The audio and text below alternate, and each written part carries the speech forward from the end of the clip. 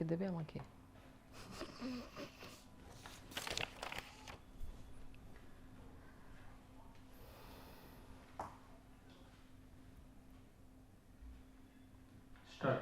हाँ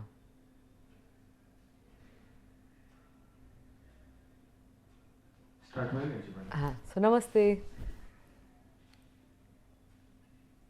I look forward to hearing about your questions and your experience studying Introduction to Basic Spoken Sanskrit.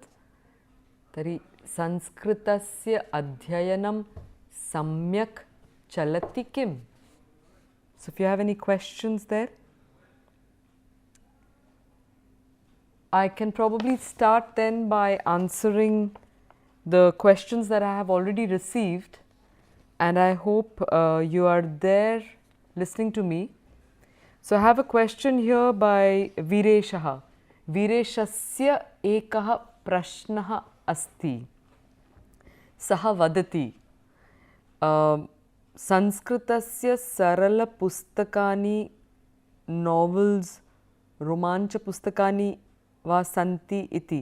So he's asking me if there are any simple storybooks and novels to read, to slowly read Sanskrit and understand and build vocabulary. So what I would tell you is that there are a few organizations that have done some work on they've done some work on creating simple literature for beginners, and so one of those organizations is Samskrita Bharati, and they have some good books, some regular publications, like they have a magazine called Sandesha, and you also have a newspaper in Sanskrit known as Sudharma, which I had spoken about in my first lecture. You have that. Then you have another organization called Sri Aurobindo Society, which has some very good publications for children and easy reading. There is the Sri Aurobindo Ashram or Sri Aurobindo Society, Samskrita Bharati. These are organizations that I am familiar with, that produces literature for that simple literature for beginners and people who are in their early stages of learning Sanskrit. So you can have a look at that. Then I have a question here by Uma, and Uma says that she wanted to know more about Sanskrit literature. So now the question is not very clear as to what about Sanskrit literature, but kinchit Sanskritam pathanti yadi. So if you study a little bit of Sanskrit, even with the basic spoken Sanskrit course, once you complete it, you will have the fundamental understanding of how this language has how this language is built, like what are all its grammatic structures. So if you have the clarity of the grammatic structure in your mind, then it's a matter of learning up different formulae, and once you know the different formulae, you can easily start accessing a little more advanced texts in Sanskrit literature. Then I have another question by Aruna Vayuvegula, and Sa Vadati, that there is no verb equivalent for to have in Sanskrit. That is what I pointed out. And then she says that at the same time, the Shashti Vibhakti is explained as something that shows possession. And she says that isn't it inaccurate to interpret it as possessive nouns and possessive pronouns while explaining it in English? So in English you do have possessive pronouns like my book, your house, etc. And the pronouns that we have like mama pustakam is an exact equivalent of the English possessive pronoun my. So like mama and my are identical, but the significant difference, the philosophical difference that you have pointed out here, she says, it ignores the deeper thought that went into the design of the language. Sanskrit and other Indian languages which follow the same rules, interestingly even Urdu also follows the same pattern. So I don't know about Urdu, but I can say that for Sanskrit and other Indian languages, this idea of having, So when you have the notion of to have something, then then what we tend to do is that we take away the agency from the thing, object that you have, or the person that you have, or whatever. So when you say, I have a pen, then the agency of the pen is, that is completely gone. But if I say, the pen is with me, or my pen is, supposing, then the subject is still the pen. So the pen is, and therefore the agency still remains with whatever object is possessed. So in English, though that is not retained, in English also you would say, my pen is on the table, let's say. Okay, but still in that case the agency still remains with the pen. So I don't know if that has answered your question, but I think the crux of this discussion was centrally around the concept of to have something and deny that object its full agency. Then, other questions? Okay, and so the next one that I have here, the next question is from Hemdev Thaparji, who is saying that after this course, can we start studying Panini Ashtadhyayi also? So I would, I'm not yet ready for that, because I think it would be good to develop the course systematically. And my area of specialization in Sanskrit is not so much of Panini's Ashtadhyayi, unfortunately. So while I have tended to do more work with yoga psychology, Indian psychology, and to look at the Sanskrit literature from especially the yogic traditional literature through the lens of psychology. So that has been my main emphasis of work. So I would not venture into really teaching Ashtadhyayi for now. I could consider offering a more advanced course and maybe studying of some texts, but not yet. So I'm sorry on that. But yeah, it is a good idea, and we can definitely consider seeing if there are other experts in the domain in other IITs or other places who would take up that suggestion. Then I have another one by Shubhadi Patra ji, who is saying that what should be the motivation for a computer science engineer student to study Sanskrit? So I think that one of the things is that computers, one of the foundational ideas of the word computer is the idea of computing. And I think Sanskrit is brilliant. Sanskrit is brilliant in enabling the mind to compute. So it's a brilliant, what do you say, it's a brilliant programmer of the mind to become like a computer. So I think my take on this is that I think one of the reasons why Indians are spontaneously so good at computers and all of that is because we have an embedded, the language that is embedded in our system is programmed, because it comes, or many of them are derived from Sanskrit, so they're programmed at some level to help our minds compute. And therefore I think for computer scientists, that is computer science students, that could be interesting. Another thing is the fact that with Sanskrit, there's a lot of coding that happens in the words. And I think if one is wanting to work on natural language processing, etc., that coding in the word can be an interesting prospect for using that language in Sanskrit. Plus every letter has a certain meaning, and therefore you can really design words in a manner that can help create meta languages. So I think there is a lot that a computer science student, a lot of benefit that a computer science student can derive from Sanskrit. So I have a question here by Mohan Vaibona ji, and it's a very pertinent question about whether the term is Sanskrit or Samskrut or Samskrit. Now this is a tricky thing because it has to do with the pronunciation of the Anuswara. The Anuswara gets pronounced differently in different regions because it really represents the nasal sound. Now one of the logic that I personally follow, there are different ways of answering that question, but the logic that I prefer to follow is that the Anuswara, because it represents a nasal, would tend to belong to the group, the pronunciation group of the letter that follows it. So, since in this case we have Sanskrit, sa being a dantya or a dental sound, I would tend to make the nasal an N, a na of that same group. But having said that, again, in the south there is a greater tendency of saying Sanskrit. In Maharashtra side they tend to do more Sanskrit, so the it tends to become like that. In another region of, I mean, like in Bengal, they will say Sanskrit, you know, they tend to make everything into a kind of a guttural or a kantiya sound. And the second part with the same word, Sanskrit, is that is it a krit, krit or a krut? So the r of the vowel r is when the tongue really goes on the center of the palate. It's a cerebral vowel. So rkara asti r. So ru u to nasti eva. So it can't be an u because sanskru, there is no labial, it's not oshtya, it's a murdhanya sound.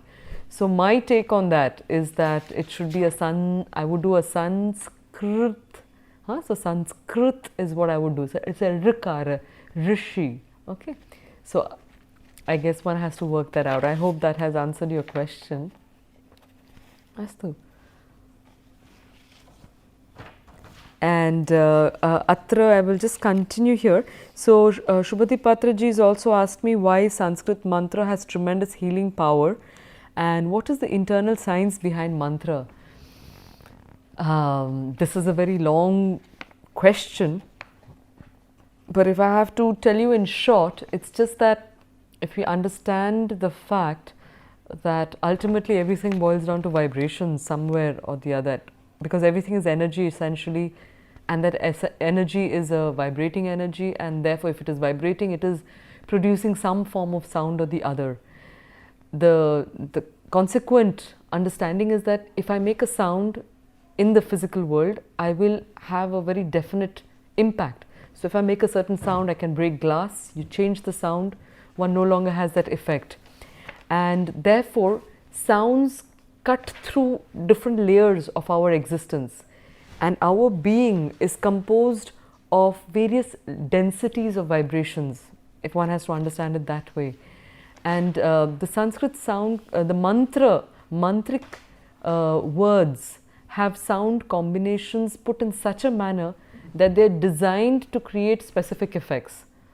And therefore, there seems to be a certain understanding of this whole relationship between a sound and its effect. And that effect on the physical body, on the emotional body, on the mental body, and on the spiritual.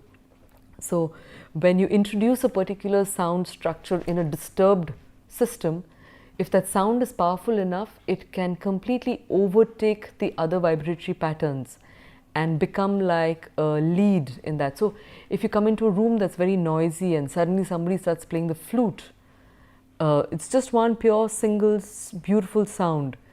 The entire attention from that noise will be diverted on the quality, sound quality of that flute. So, the mantra, in my understanding, has the capacity of bringing in this peaceful, conscious sound within the noisy human sound structures.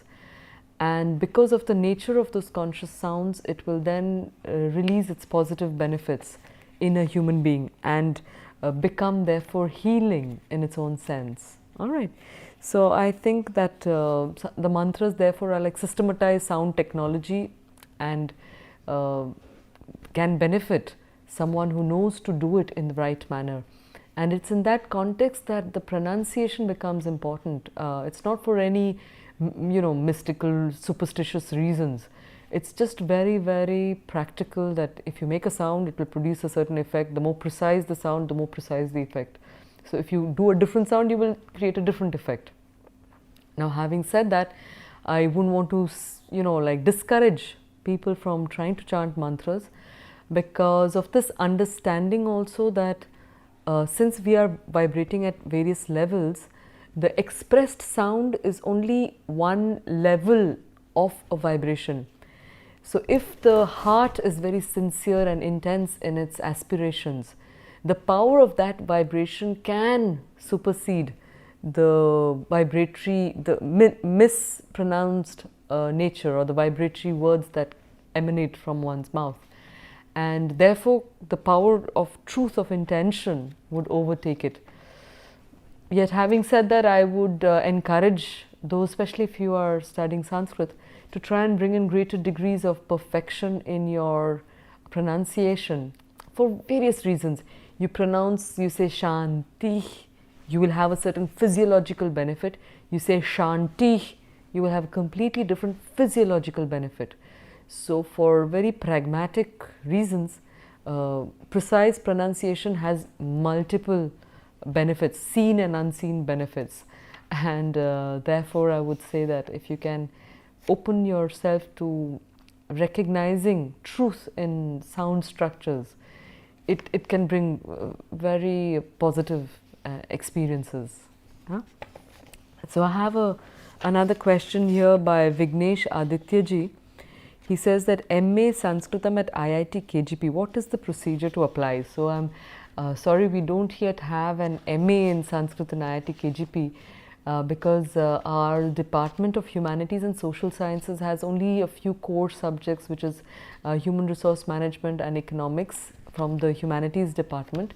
So while we teach Sanskrit and philosophy and sociology and other subjects, we are still teaching them at an elective level, which means that these are courses that engineering students need to take up as part of their completion of the credits for their studies.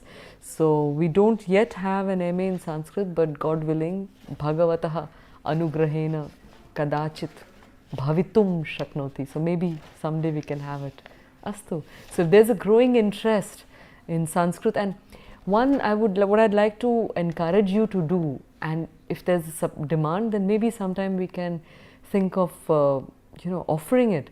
The thing is that if one of the big requirements today is that in Sanskrit, the vast gamut of Sanskrit literature has a lot of texts and knowledge traditions, scientific and technological knowledge traditions that are there in Sanskrit.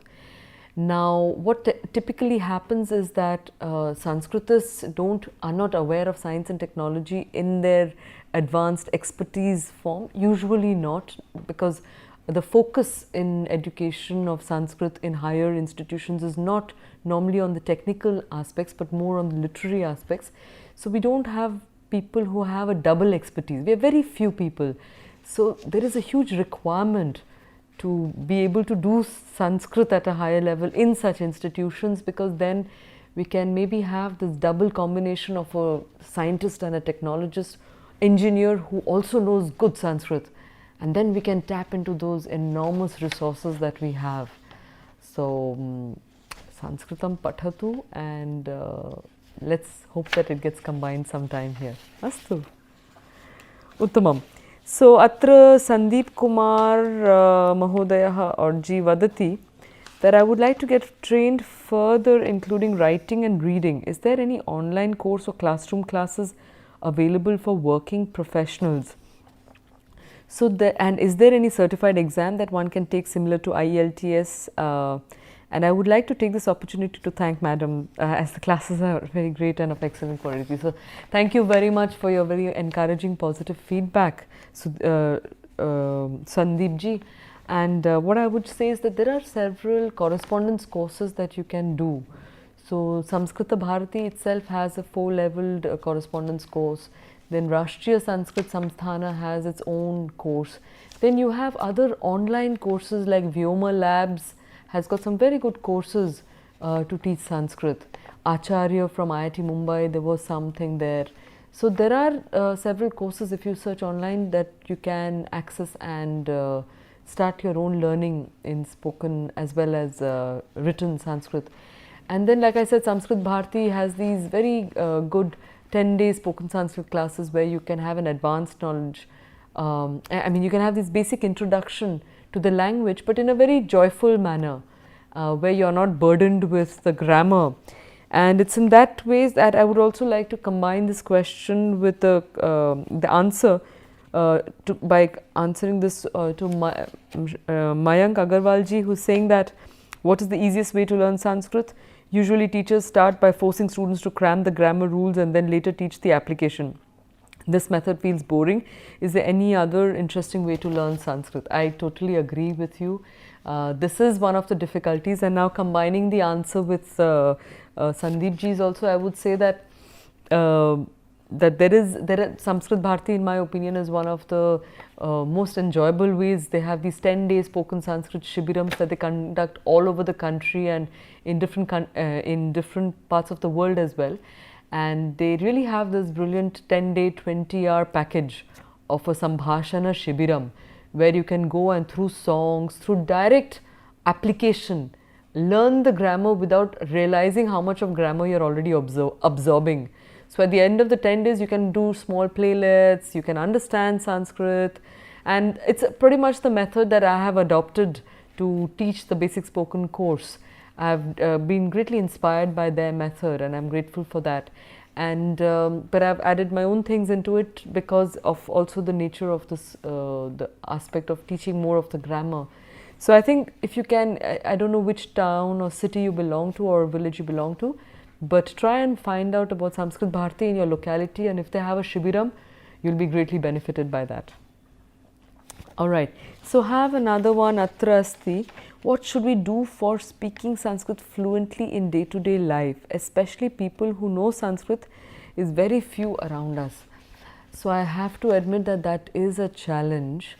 So the first thing could be to try and identify a circle of people in your area that is a Sanskrit speaking community. And again, I would fall back on Samskrita Bharati, which has a very, very good network across the country of, they have this network across the country of spoken Sanskrit groups. So if you can online search for their number, their contact details, and get in touch and find a community like that, that is the easiest, of course. The second one is that I would really encourage you to, if you want to bring it to your mouth, if you want to bring the language into your mouth, what you need to do is to read aloud. So read simple things aloud, and the more you read aloud, the more your system will start getting familiar with the sounds of this language. And then if you're enthused enough, having done this NPTEL course, you can immediately find a friend or a relative or anybody in your family who would be open to the idea of exploring this language, and maybe start it in a very simple, small manner. So you just say like agachatu, gachatu, khadatu, kim karoti, or aham agachami. If you can become a center at your own, in your own environment of spoken Sanskrit, that can inspire people to join. Because if you are full of the wonder that this language is and what it has to offer, then it can inspire people around you. So I would say that abhyasam karotu, swayam abhyasam karotu, janai saha, parivara janai saha, kinchit vadatu. So speak a little to your family members, bandhu janai saha, kinchit vadatu. So with your family, friends, speak a little bit. And Samskrita Bharatyaha Samparkam Karotu. So Samskrita Bharatyaha Samparkam is the contact of Samskrita Bharati. If you get in touch and do that, that would be great for you. Astu. So I hope I have given you some clues. And of course, we also have daily news on Doordarshan of Sanskritam, and that could be there. There are some radios. There is a Sanskrit radio as well, Sanskrit radio channel of the Sri Aurobindo Society, which was started by Dr. Sampadananda Mishra. So if you look up his name and you get in touch with him, I'm sure that he can provide you the links that will help you to listen to Sanskrit regularly. 31st is the Shravanam, and then is the Abhyasaha, and that's the fastest way that you can get it. Astu. And next, I have another question here. Kaha prashnam prichhati? Janati that? Namapi likhatu. So I have another question here on from history. We know that Sanskrit is slowly changing to Prakrit, then to Apabhransha, and then finally to Hindi. Can you put some light on this? So my take on this is like this. What I think one of the things that I'll share this totally from a personal perspective, okay? And what I have discovered with the study of Sanskrit is that it requires a lot of presence of being. It requires a lot of consciousness to be able to do it correctly all the time. It really demands a lot of attention all the time. And so the truth structures of a language are fundamental in the Sanskrit learning and studies and spoken and every aspect of this language. But what tends to take over is the necessity for communication over precision. So I can give you an example with the present fast track mode of communication, which is, let's say, the SMS or a WhatsApp message or something. So at one point it was important to have English grammar correct as well. So, and when you had to write you, you had to write YOU. But now with the precedence of, not the precedence, with the necessity of short and yet effective communication, the YOU has become U, which is like a bit of the transit from the standard language to the Prakrit and the Apabhramsha. All right. So there is a simplification of sound forms, of grammatic constructs, because what becomes primary is communication rather than the truth structures of a language. So I think, in my opinion, that could be one of the reasons why this change happened. It's just the movement of time. But the reason why Sanskrit was called Sanskrit is because it was so perfect in its structures. There's no compromise. And the advantage of studying Sanskrit, when I say advantage, it's what I have observed in my study as well as in my teaching of the language, is that it has the power to fine-tune our consciousness to these truth structures. And the more one, the more effort one puts in trying to be precise with the truth of the sound, the truth of the grammar, the way it has been arranged, the more it does, it makes a certain subtle difference to one's being. But this happens also when one does it consciously. One can study Sanskrit mechanically, in which case it will not have any profound effect, let's say. But if one studies Sanskrit with the awareness of what it can do to the individual, then it can have some very significant transformations in the nature of the individual engaging with this language. Astu. So I hope that has helped you understand the question a little better, or what you were asking. So I have Parvati Aravindanjiya, who's asking that after this basic course, is there any advanced course in Sanskrit from NPTEL so that we can keep learning after these 4 weeks? So I'm afraid not yet.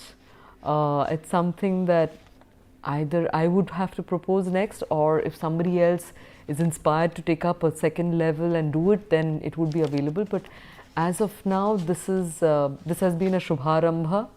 This is the first level. So I would suggest that you take it up and then you look for other avenues like the Sanskrit Bharati one, and Vyoma Labs has also got some good material.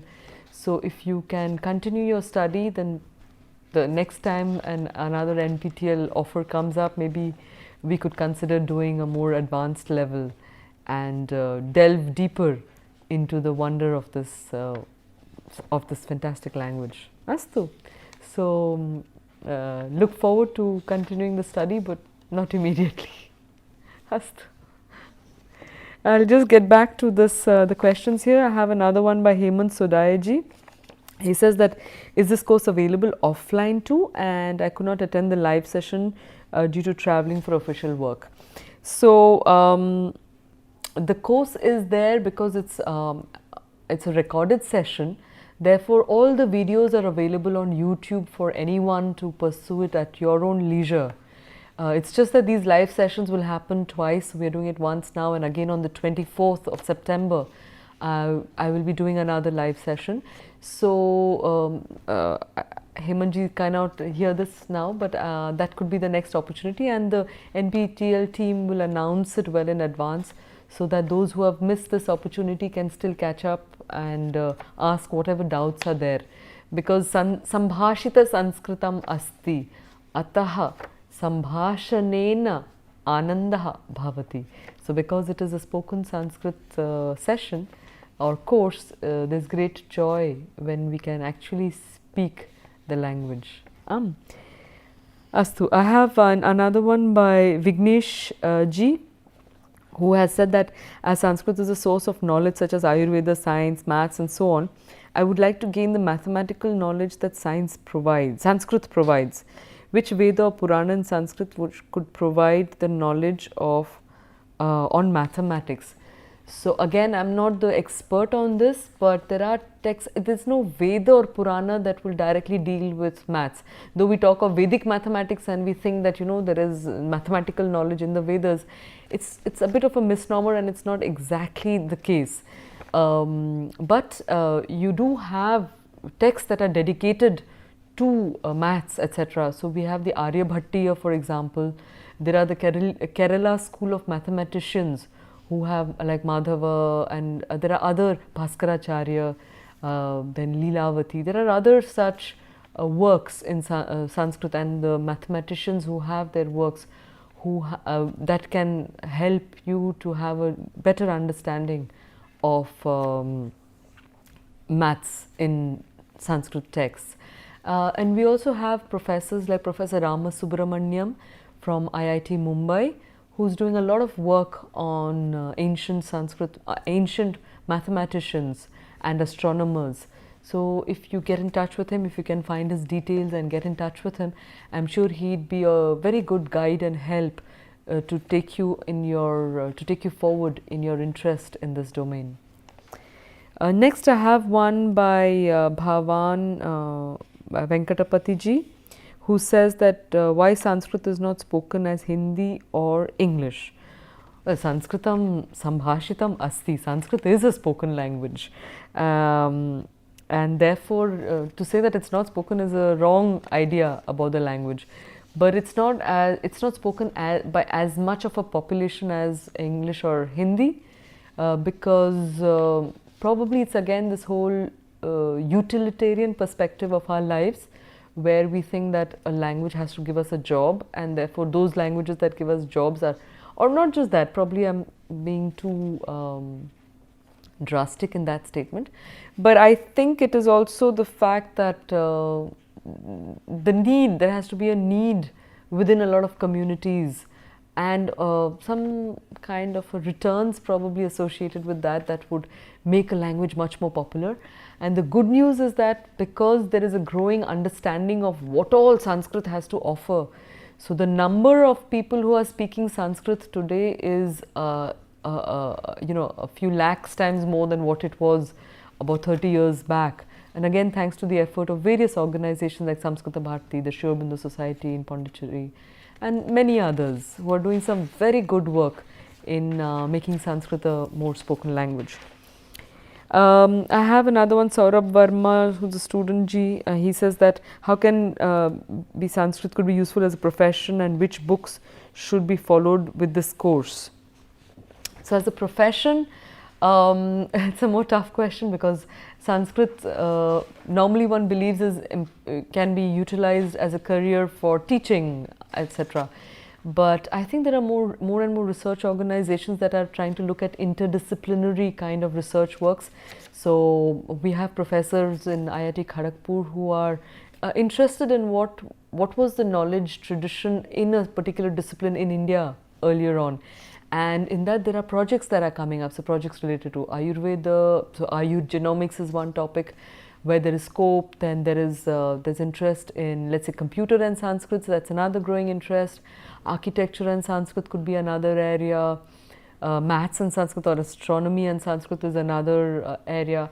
So there are many such areas, and I think more knowledge that is available about these subjects can give rise, more there is knowledge about these subjects, more it can give rise to possibilities of future careers in these subjects. And which books can be followed with this course? So I would just say that there is a book called Abhyasa Pustakam, could be one. That is again by Samskrita Bharati, that could be of help. And you had a previous version called Sandhya Kala Vidyalaya, Sandhya Kala Vargaha, which was also there. So if you look at the Sanskrit Bharati site and also the Rashtriya Samskrita Sansthan, they have certain of these programs that can be very helpful to pursue with this course. And you can also do an online course again of Sanskrit Bharati with Pravesha and Pariksha and all. Pravesha and then Parichaya, etc. Or yeah, these would be good materials for you to pursue with this course. Next one is by Sugandha ji, who is a faculty. She says, is it, if possible, please explain the use of pronouns and nouns in a sentence in Hindi.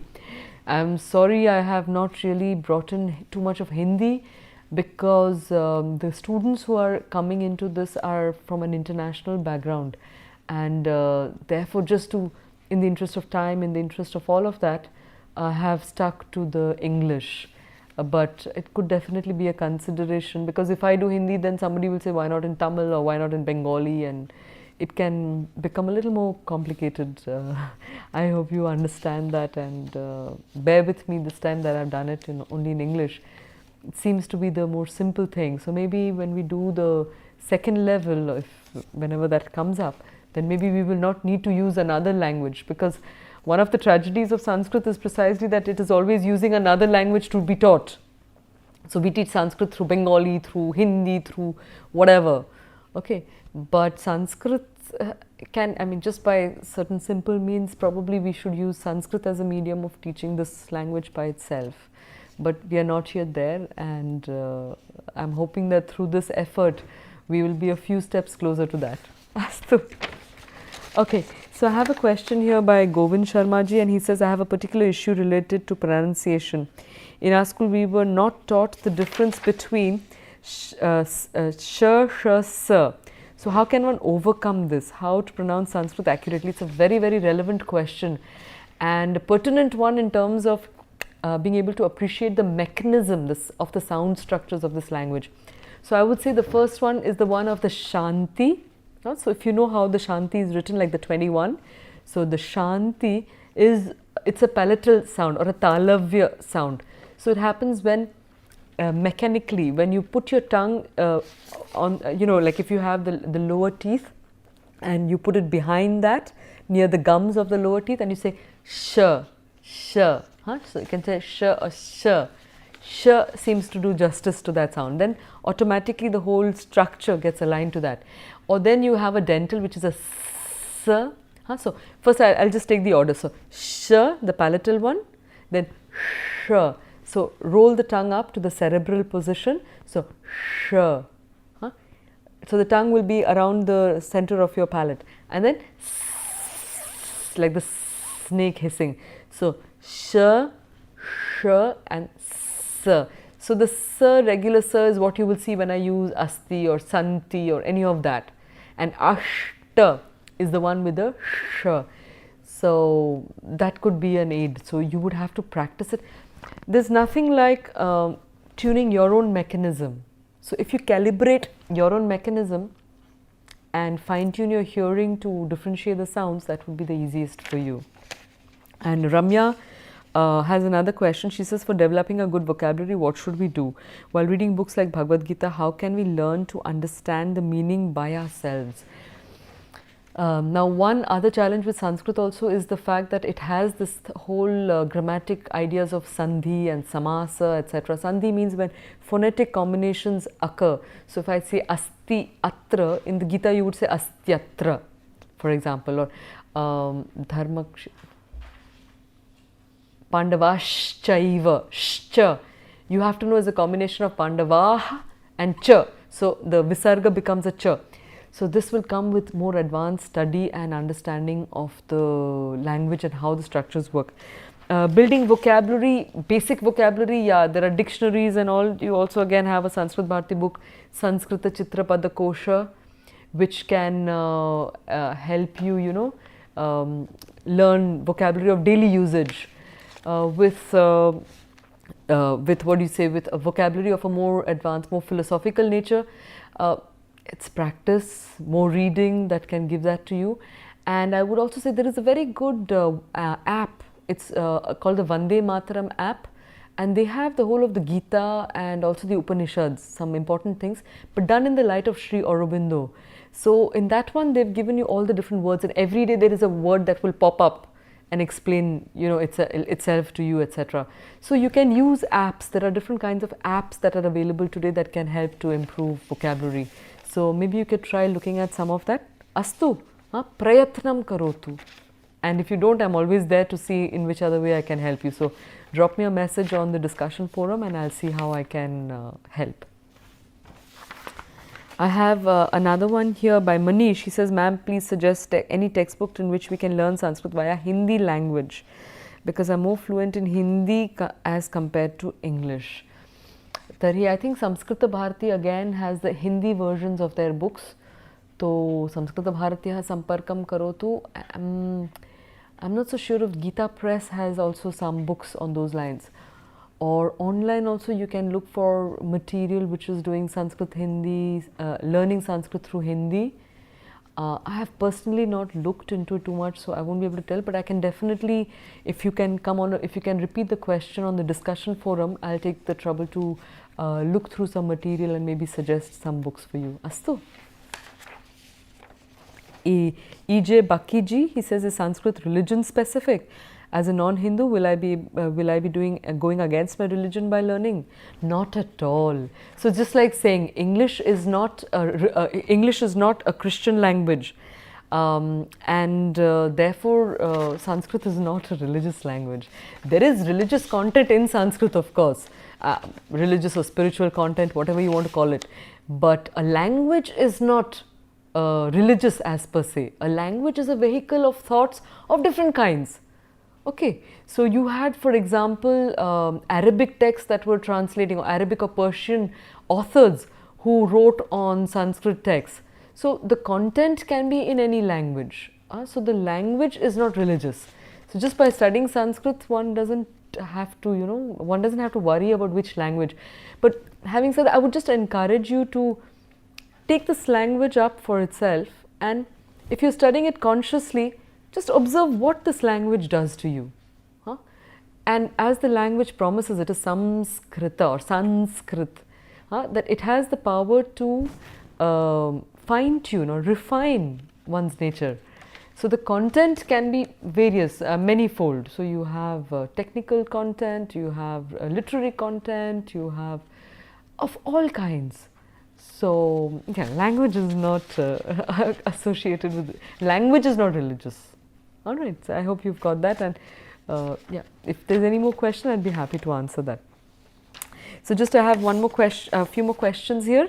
So I hear somebody says that Sanskrit being the base of many Indian languages, Indian philosophy's art of living, why is it not got the popularity in comparison to other languages like English?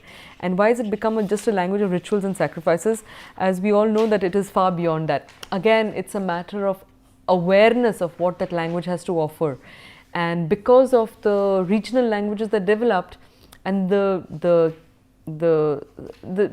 effort that one has to put in to the use of Sanskrit, these could be certain reasons why it lost its popularity, let's say. And in fact, it would just be worth knowing that, from what I've heard, that during when they were choosing the constitutional language of the country, when they were making the constitution and they were talking about the national language, Sanskrit, it seems, lost to Hindi by just one vote, and that is because one important person in the parliament did not know Sanskrit or didn't vote in its favor. But it was not that it was as unpopular in this context of the usage that is there. So it's interesting to know that. So here I have why foreigners are learning Sanskrit. Okay, so this also connects to a question that was previously asked on career prospects with Sanskrit. So one of the reasons why foreigners would be studying Sanskrit is the fact that yoga today has spread like wildfire across the world.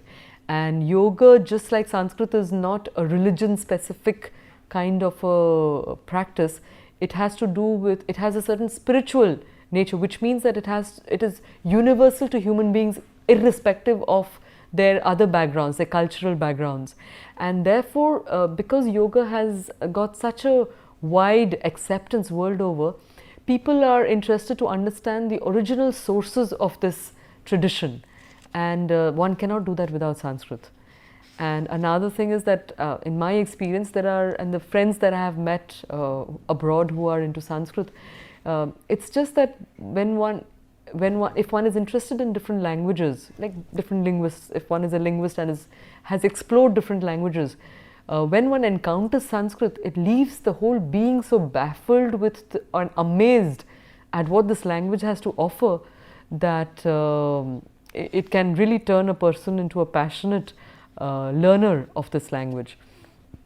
So I think Sanskrit, I mean, yoga is one big reason why today people are learning Sanskrit, and computers is another reason why people are getting interested in it. I have another question by Srinivasa Rajgopalaji, who said that learning Hindi and Sanskrit at the same time create confusion. I don't think so, because the grammar of Sanskrit is very specific. In fact, they would be complementary. So if you know the Devanagari script in Sanskrit, I mean in Hindi, it can help you understand and read Sanskrit.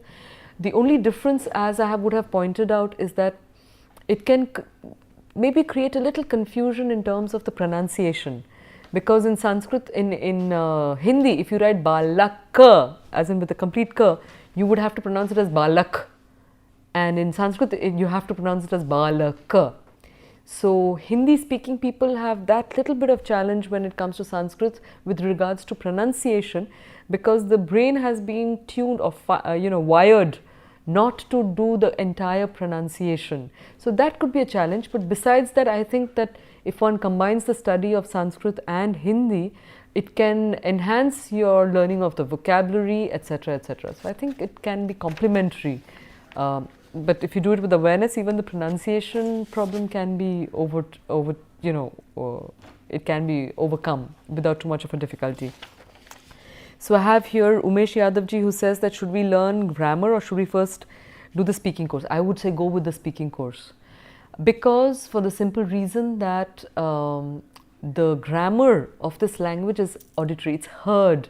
If I say gacchati, aham gacchami, aham khadami, aham vad, you will automatically say aham vadami. But if you have learnt only the grammar and you don't have the corresponding application, then it becomes very dry.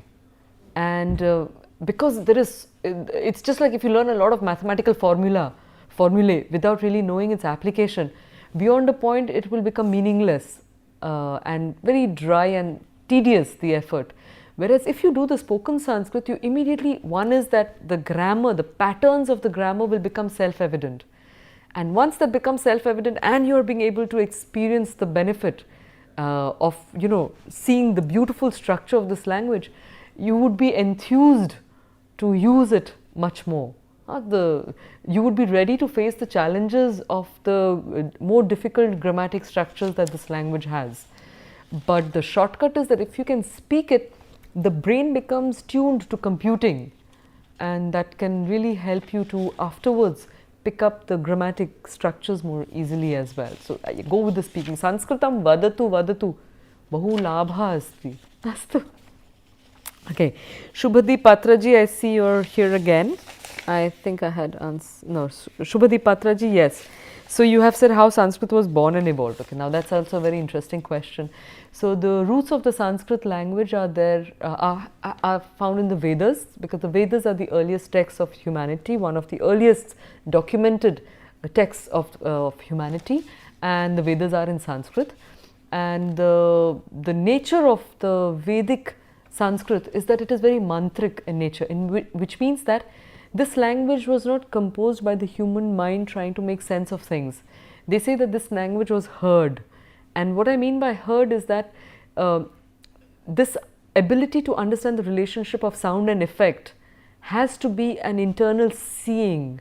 One has to see that this sound corresponds to this effect. And therefore, this language grew in that way. So the origins of it was in Vedic Sanskrit, the mantric aspects of Sanskrit mainly. And then later on it evolved into the classical Sanskrit, which was more around creating. So the mind was used to create language, to create poetry, to create literature, to create scientific material. So there is this movement in Sanskrit from the Vedic to the classical, and it's in the classical ones that you have all the itihasas of the Ramayana, Mahabharata, Puranas, etc., etc. Astu. I hope that has answered your question. I have some important questions here that I would quickly like to address. So I've got Hari Om Gurubhyo Namah Dhanyavada by Bhanumurti ji. Says, thank you for your captivating lectures. May I request you to tell some small moral stories at the end and more interaction with my scholar. So I've tried to do that in my later lectures. I've tried to introduce a little more of that, and for you to be able to understand stories, I would have to give you sufficient knowledge of the language, and that's why those stories have come a little later. There are a few more stories, and I hope you'll enjoy them and you'll understand them and enjoy them. Astu. And then I have here like with Rama Subramani ji. He says that with every even letters having meanings and each word holding different meanings, is Sanskrit a context oriented language more than any other? In this regard, how easy and important is it to build a workable vocabulary for the beginner? So it is a context oriented language for sure, because if I tell you the word khaga, like we have looked at in one of our lectures, you have to understand the context of the usage of that word. So khaga, sky goer, can mean sky goer. If you're talking of the bird thing, then it would mean a bird, it could mean a cloud. So the context is important, and vocabulary is very, very important. But one of the ways also of learning it is to learn the root sounds of the language. If you learn up root sounds and how prefixes add on, the upasargas add on to the words, then you can have a huge vocabulary simply by knowing a root sound. So like I'll tell you the root word, the root sound kr, which is karoti. So if you know that karoti has the root word kr, then there are many words that come around it. So you have karya, karma, karta, karanam. So karya is work, karma is the work or the object also it can be. Karta is the doer, karana is like the instrument. Then you can add the prefixes and all of that, and it will have more different meanings that were there. There's another wonderful book that you can look at, which is called Wonder That Is Sanskrit, again by Dr. Sampadananda Mishra, and it is a book that is available online with a brilliant CD-ROM as well, which gives some really good insights into what all you can do with Sanskrit. So I would highly recommend that you pick up a book of that from online thing. Alright, so here I've got a question from Srinivasa Rajkuparanji. He says that I've answered this question. I'll just do one. He says that which of the following is correct? This is by Nandini ji. She says, which of the following is correct? Is there any order when aham is involved? So atra rameshaha suresha aham cha asmi. And then you've given a few variations on that. Atra rameshaha suresha aham cha santi. Now the question, the answer to that is that the moment you use aham, then the uttama purusha, so the first person becomes predominant. So if it is in the plural, so aham sureshaha rameshaha cha smaha. Okay, so you will have to make it into the vayam. All right. So I hope that has answered your question. The order doesn't matter. So what matters is which person are you going to conjugate the verb with. And then if you ask Nirmala Sitaraman her name, her answer will be Mama Nama Nirmala Sitaramaha, because Rama is masculine. If the name only is Nirmala, then the answer would be Mama Nama Nirmala. Uttamam, that is correct. And how will MS Dhoni introduce himself? Mama Nama MS Dhoni. So names are a little more tricky because they follow a different logic than the Sanskrit grammar logic for the words. So we have to keep that in mind, because there are so many foreign names, so there are so many names, non-Sanskrit names. So we stick to that. But if you want to introduce somebody, let's say Dhoni, to somebody in Sanskrit and want to be very precise with that, you can say Eshaha MS Dhoni if it's a Dirgha E, because you have words also which have the E, Dirgha E, that are masculine as well. So that can also happen. And if you say MS Dhoni Mahodayaha, if you want to do use the vibhaktis, then you can say Dhoni Mahodayaha or Dhoni Kridakaha, or a word that you're familiar with, you add it to that and you would be able to answer. Okay, so here I have Gaurav Kadlagji, and he says, I'm a research fellow at Kalidas University doing PhD in yoga. I want to know the opportunities available in IITs or in the universities abroad to work on Sanskrit yoga texts. You can apply for a PhD here as well, but it depends on the different IITs and it depends on the professors who are working on that. So, since my interest is in yoga, there is a possibility. So, I have been approached by people to do yoga, and if that is what interests you and everything else matches, then this could be a place for you to do. And there's a lot of work happening on yoga and Sanskrit in many universities abroad as well. So, I would suggest you do it. But I would also suggest that you do it with awareness of the intentions underlying the study of the Sanskrit and the yoga tradition, all right? And be true to the spirit of this tradition. That is what I would deeply encourage you to do.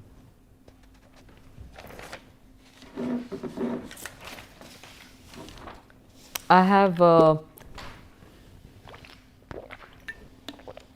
one question by Rishabh Singh ji, who's saying what are the best novels in Sanskrit. So Kalidasa has got, it's not like a novel, but we have like a vast literature. Kalidasam Pathatu, and there's so many Bhartrihari Asti. There are just so many scholars who have done amazing work, all right, that you can look at and follow up on that. But for that you need a certain standard of the language already. And there are modern writings also. I'm afraid I don't have anything on my mind just now, but I can search it and add it on the discussion forum. I would request you to write this question on the forum and I would answer that for you. Astu, in a more specific manner. Suresh Nambiarji says, is there a difference between jnana and jnana between Hindi and Sanskrit pronunciation? So I would say in Hindi you tend to say jnana, but the letter jnya is a combination of j and nya. So my personal take on that is that because it is a combination of j and nya, one would have to respect that order in one's pronunciation. So I would recommend the pronunciation of jnana. You have to go over the j very quickly. So jnana. Astu, jnana is g and y, which has actually nothing to do with the original letter that is used to denote it. Having said that, because of Hindi being a regional language and in a sense Upper Brahmshire language, it has adopted that, and if you are writing in Hindi and that's how it is written in Hindi, then you would have to write that, and it's correct because that's the truth of that language. Astu. But in Sanskrit, jnana na chalati. Okay, in Sanskrit, jnana eva. So jnana alone would be more correct. So I hope that has answered now. I have here Srinivasan Rajagopalaji, who says that, dear madam, during coaching you have mentioned dhatu. How to learn complete dhatu for all words? Is there any book available? Nowadays, fortunately, with internet and all, if you just go online and you say dhatu rupa of this, you will find numerous YouTube clips on them. You will find a lot of teaching that is happening in these contexts. And like I said, Vyoma Labs is also very good for you to take on deeper studies into the grammar of this language. Astu, so I hope that will help.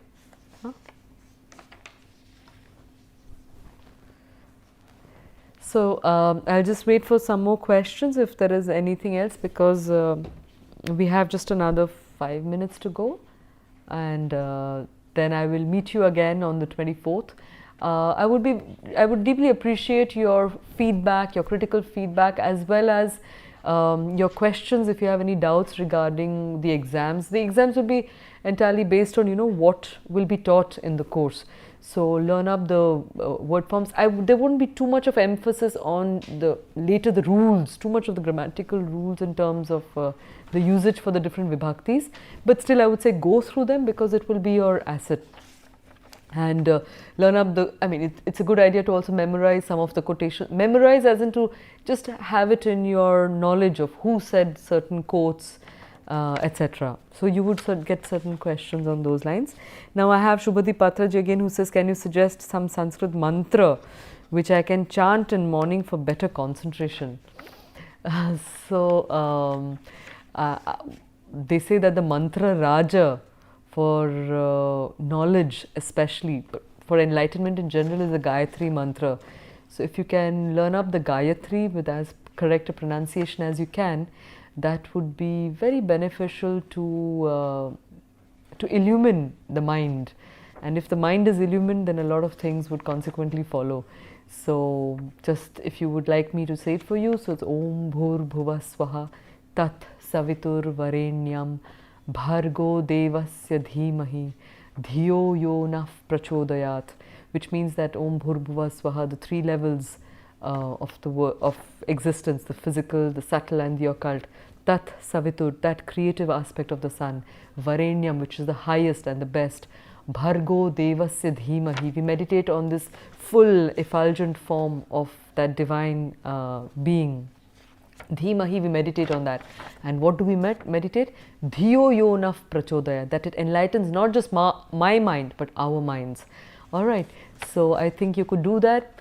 The practice of the Om alone is also very, very powerful. I think if you can do a combination of these, the Medha Suktam is very good. So if you are further interested to learn the Medha Suktam, that will also be good for you. So I think these can be very beneficial. The Gayatri Mantra is really the one that is very, very effective. And Dr. Parameshji, he says from Bangalore, it's a Madam Ji, happy Teachers Day. Thank you very much. Bahu dhanyavadaha. Shikshaka divasasya shubhashayaha. To all the teachers who have also blessed me and allowed me to be here and share this little bit of knowledge with all of you. And to all those out there who can be future teachers and students who help teachers be better in whatever they do. So, bahu dhanyavadaha. Please help me learn correct phonetics by self with your help. So, this would have to be a more personal kind of a thing. I suggest you send me a mail and we can see how we can maybe work out a mechanism by which I can help you in this respect. Astu.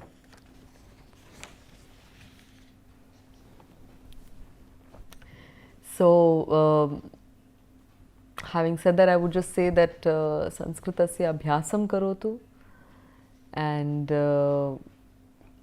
adhikaha abhyasaha yadi adhikaha abhyasaha asti chet Sanskritam samyak vaktum shakshyanti, means you will be able to speak Sanskrit well if you practice more. Any language will, the proficiency in any language is enhanced with more practice, or with anything. Practice, abhyasa is the secret of any success in anything. Astu. Tari kripaya sanskritam vadantu pathantu cha tasya labham anubhavantu.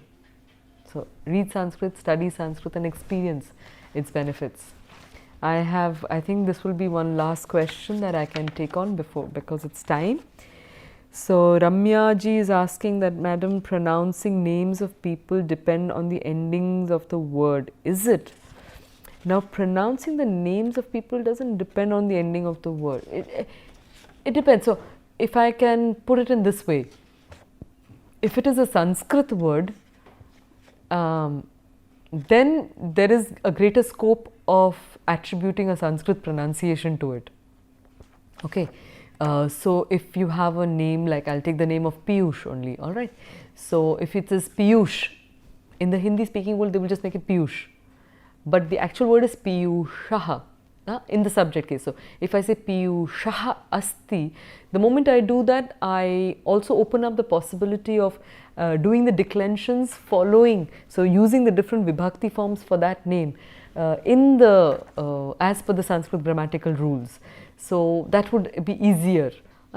But where you have a foreign name and you want to use it in the Sanskrit context, then it's helpful to add another word like Mahodaya or Mahodaya or Bhagini or Bhrata or any of these extra terms that allow you the facility of declining it in the Sanskrit way or using the vibhaktis there. Astu, I hope that has answered your question. And Antima Prashnaha, so I think it will be the last question, as it's already Samayaha Abhavat. Okay, so Samayaha Abhavat ityukte means. So Samayaha Abhavat ityukte, that time is over. So ahamekam antimam prashnam swikaromi. So I will take a last question, and the question is by Akshay Shahji, who says that, hello madam, how to practice Sanskrit on a daily basis, please guide. So I think Swadhyaya is the best option that we all have. The more one reads, because of the fact that we don't have the opportunity always to speak in Sanskrit due to the lack of a speaking community. So if you are in a place where Samskrita Bharati is there, then avashyam tatra gachantu. So go to a place where Sanskrit Bharati has its speaking communities and you can practice. That's one place. The other is you have to, the more you read, and read aloud, not just read it silently, the better you will be able to answer the question. I mean, the better you will have a proficiency in this language. Astu. So having said that, I think it is maybe time to close.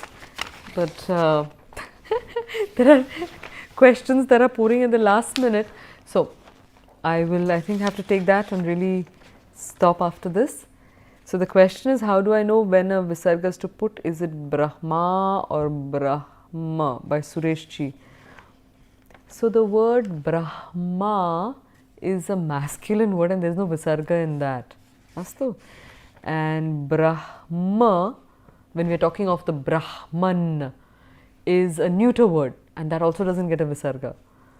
Tarhi atra tu visarga nasti. In neither of these cases will you get a visarga. Because these words are such, because of the root forms, they will not get a visarga in the subject case. Astu. I hope that has answered your question. Astu then. So I think Uttamam Bahu Dhanyavada for your interest and for your sharing your questions. Tari Bahu Dhanyavadaha and Shikshaka Divasasya Shubhashayaha and Punar Milamaha.